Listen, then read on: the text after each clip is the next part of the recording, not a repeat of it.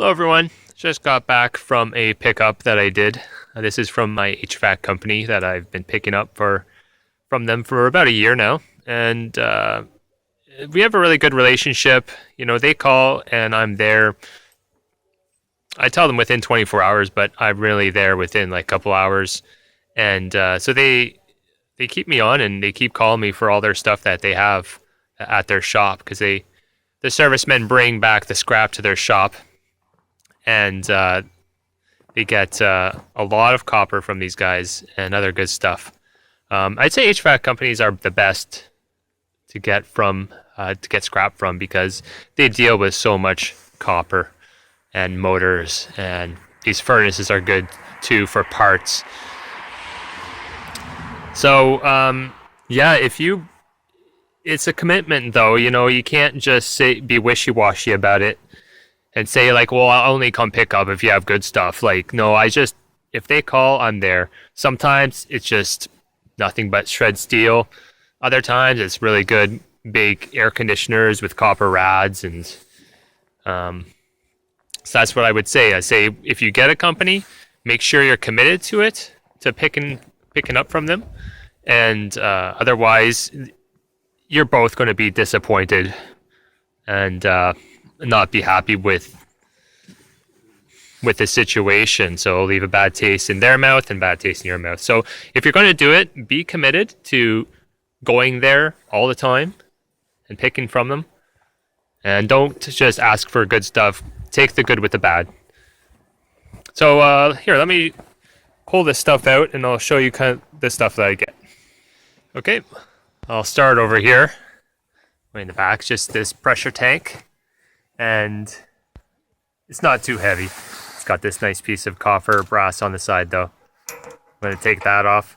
I'll just get a wrench or a monkey wrench and I'll just take that whole assembly off right there. And then that's scrap. Alright, so this is the furnace. Let me climb up here. This is the best part of this whole load that I got. These furnace inducer motors, I make a lot of money off those on eBay. I also take these, the gas valves. I take the pressure switches. And you know, sometimes I'll even take like these limit switches back here. I'll take those off even. You might get like $10 for those. There's another one up there. I'll take a look at the burners. Usually I'll take those off just to see, like, sometimes they've just been recently replaced, so they're still good. What else we got? Then down here, we have the ignition board and a couple transformers. I sell the transformers if they're in good shape. This one seems to be a bit dirty. If it has, like, excessive rust or something on it, I should just scrap it. But the board is a good part to sell. And back there is the furnace blower motor in the squirrel cage. I take those off and test them out. So what I do is I'll come out here with a power. I'll hook it up right there. And then I'll turn the furnace on and see what happens. And I'll jump the R with the W on the circuit board, which bypasses the thermostat. So that will just start to call for heat, and it'll just run the whole furnace. And so then I see what happens. My contact says 90% of the time their furnaces are changed out because of cracked heat exchangers, which is this stuff here. This stuff will rot out and crack and rust out, and once that goes on a furnace, the whole thing just has to be replaced. Unless it's under warranty, then usually the customer will have just the heat exchanger replaced, which I get these heat exchangers just by themselves from this company. Most of the time though, even if it's an older furnace and that goes, they just replace it. So yeah, so in that case, but but I still check everything, make sure everything works. So if you're ever trying to resell this kind of stuff, yeah, just check. It takes time, but it pays off.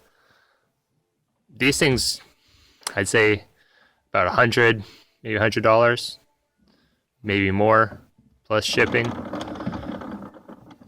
This one's making a bit of noise because what the technicians do is they stuff all their screws and stuff in their morettes down in this pipe, and it just ends up in the motor. And I've busted the blades on it before, so I've learned to shake it out first before I turn it on. All right, moving on.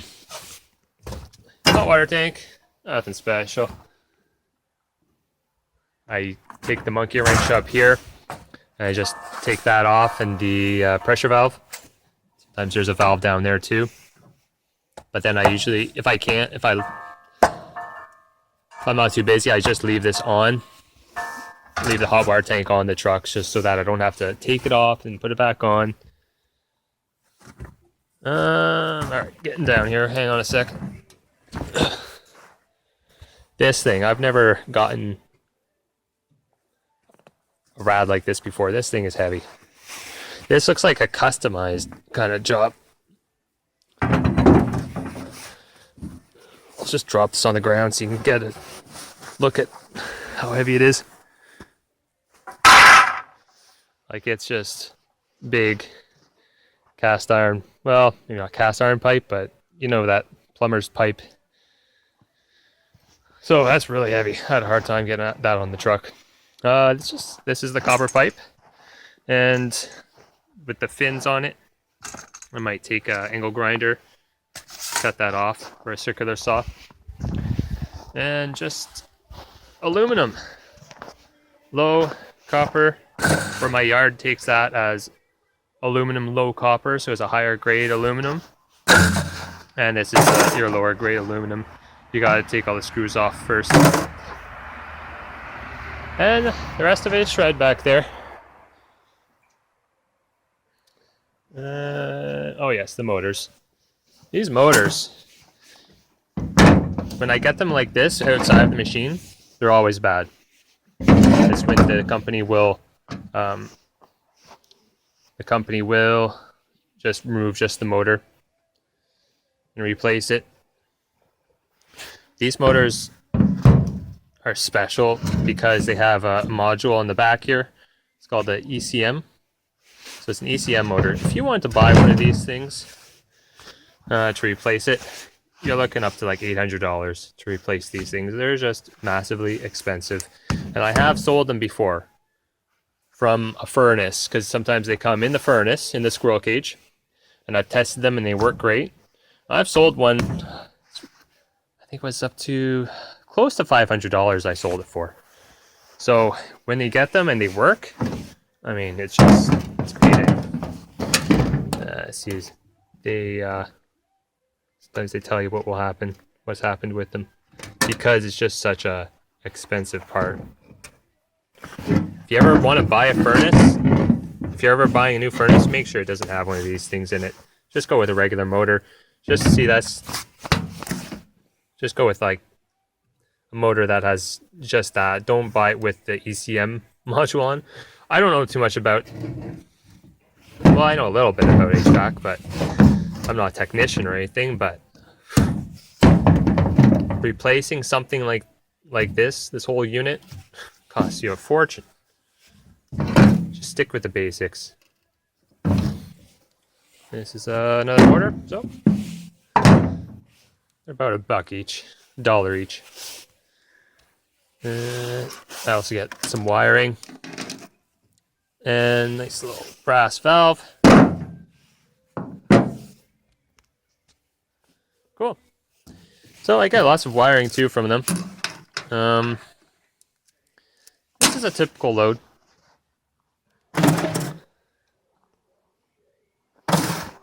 I want to show you guys something that I got from them a while ago. And back here in my yard, kind of hibernating right now. But this is the wiring that they got from me. It was from a electrical furnace. This is heavy stuff. I'll strip that in the spring. what my yard is like right now. Covered in snow. Hate it. Can't do anything back here. Gotta wait till the spring.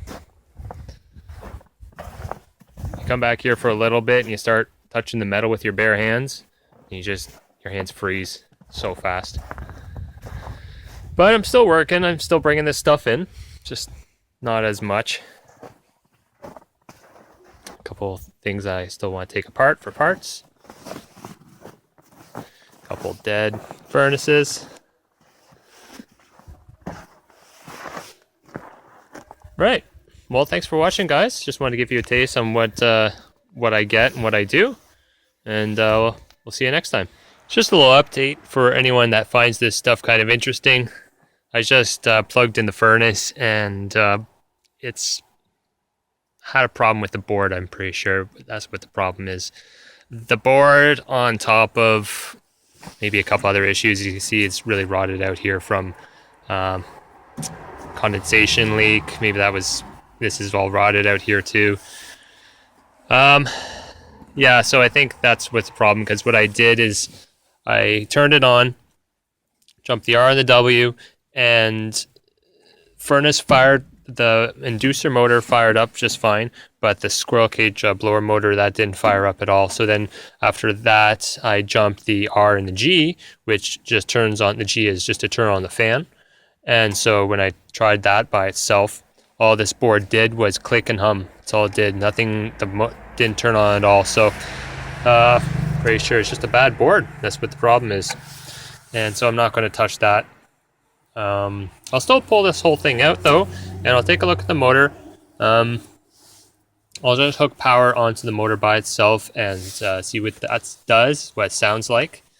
This inducer motor is pretty nice. It just spins forever.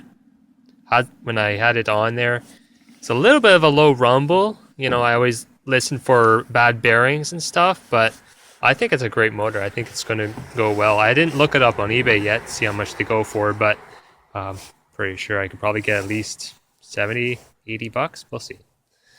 And yeah, so after that, we'll put that in a bucket. Another thing that you guys can sell are the wiring harnesses. Just as long as, see this one here, it got dripped on a bit. See the rust? So maybe the water may have gotten down into the sockets here. I'm not going to try and sell this one. But if you find one that's really nice and clean, just take it off and you can sell it as the wiring harness as per the model number of the furnace that you have. Just get the model number, punch the model number into Google, and you can find part numbers for pretty much anything in these furnaces. And you just, with that part number, that's what you need for a listing. And yeah, so I'll just take that off. What I do is I take off this whole bracket here, and then I put it into a bench vise, and I take my monkey wrench, take off the pipe there, take off the pipe there, because this stuff is glued on with like a white glue that seals up from any gas leaks. And yeah, that's going to be a good switch. Those I'll take. Yeah. Anyways, this is it for real. And thanks for watching. And we'll see you next time.